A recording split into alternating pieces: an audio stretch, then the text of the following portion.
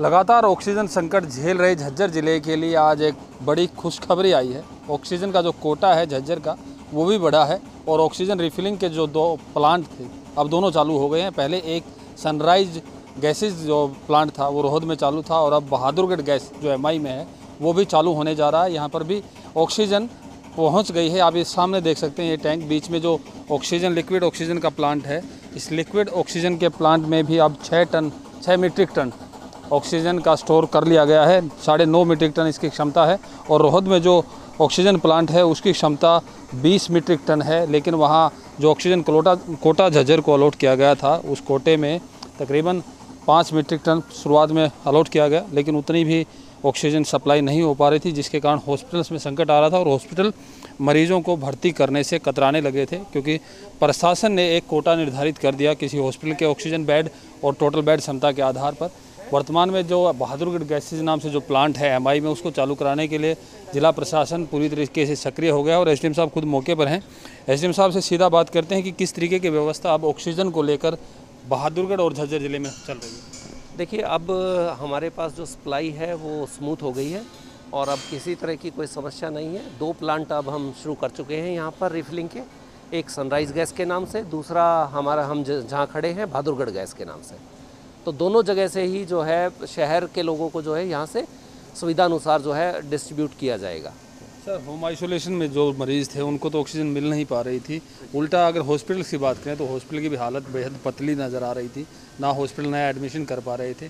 किस तरीके से एलोकेशन थी और अब उस एलोकेशन में क्या फ़र्क? देखिए, एलोकेशन जो हमारी शुरू में चल रही थी वो करीबन बढ़ करके डबल के आसपास आ गई है और इसके अलावा होम आइसोलेशन के लिए भी एक सेपरेट सिस्टम डेवलप हो गया है, जिसमें प्रार्थी कोई भी अगर कॉल करता है रिक्वायरमेंट को लेकर के तो उसकी एक टीम बनाई गई है, 11 टीमें हैं, वो उसकी जांच करेंगी और उसके बाद उसको ऑक्सीजन जो है सप्लाई की जाएगी। ऑक्सीजन उसके डोर स्टेप पर ही? जी, ऑक्सीजन ट्रांसपोर्टेशन चार्जेज उसके जी उसके लिए ऑक्सीजन जो है अगर बाहर नहीं जा सकते तो कहीं ज़रूरत नहीं है, उनको उनके घर ही सप्लाई दी जाएगी। होम आइसोलेशन के लिए जिला प्रशासन ने जो डी टाइप और बी टाइप के सिलेंडर्स के लिए नोटिफिकेशन कर दिया, चार्जेस भी कर दिए हैं अपने। जो अगर किसी मरीज़ के पास उसका खुद का सिलेंडर नहीं है तो डी टाइप के लिए 10,000 रुपये सिक्योरिटी तय की गई है और बी टाइप के लिए 5,000 रुपये। रिफिलिंग चार्ज भी कितने? देखिए, ये जो सिक्योरिटी है पूरी तरह से रिफंडेबल है। जैसे ही वो हमें खाली अपना सिलेंडर देंगे तो ये सिक्योरिटी जो है उसको वापस कर दी जाएगी। तो सर, इस समय मरीजों की स्थिति क्या है, क्योंकि हॉस्पिटलों ने डिनाई करना शुरू कर दिया था कि मरीज़ एडमिट नहीं कर पा रहे? देखिए, अब दोबारा से सभी को कॉन्फिडेंस में लिया गया है कि ऑक्सीजन की जो सप्लाई है वो पूरी तरह से स्मूथली रहेगी और उनकी ज़रूरत के अनुसार जो है कोटा भी बढ़ाया गया। तो इसलिए हमने भी सबसे अनुरोध किया है कि जो भी लोग जिनको मेडिकल सुविधा की आवश्यकता है वो उनको एडमिशन ज़रूर दें।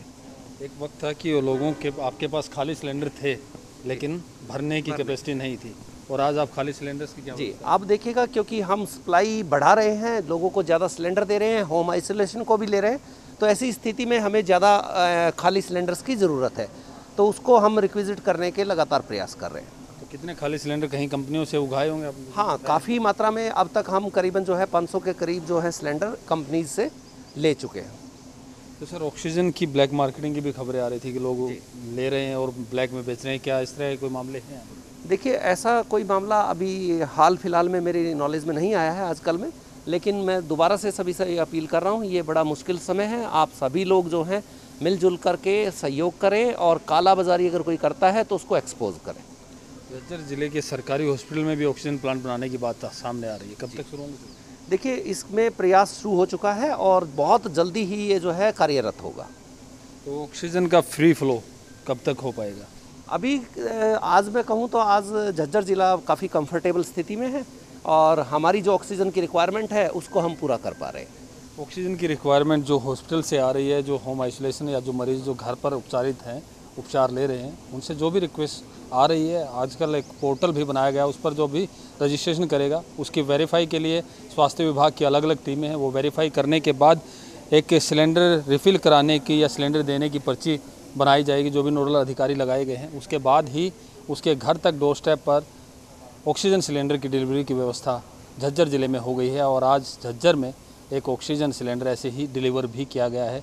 जहाँ तक हॉस्पिटल की रिक्विजिशन की बात है, हॉस्पिटल की डिमांड आज भी ज़्यादा है, डिमांड पूर्ति नहीं हो पा रही है, लेकिन लगातार कोटे में 20% की वृद्धि भी की गई है। हालांकि उस कोटे को डबल और हॉस्पिटल की जो डिमांड है ऑक्सीजन के फ्री फ्लो की है। जब ये ऑक्सीजन का फ्री फ्लो होगा तो हॉस्पिटल भी डिनाई नहीं कर पाएंगे पेशेंट्स को भर्ती करने के लिए, क्योंकि अभी हॉस्पिटल उतने ही पेशेंट भर्ती कर रहे हैं जितने उनके पास ऑक्सीजन सप्लाई आ रही है। हालांकि झज्जर ज़िले में आज ऑक्सीजन सप्लाई का राहत जरूर मिली है। प्रवीण कुमार धनखड़, पंजाब। हमसे जुड़े रहने के लिए हमारे YouTube चैनल को सब्सक्राइब करें और नई वीडियो की नोटिफिकेशन के लिए बेल आइकॉन को दबाएं। अगर आप ये वीडियो Facebook पर देख रहे हैं तो लाइक जरूर करें और ज्यादा से ज्यादा शेयर करें। धन्यवाद।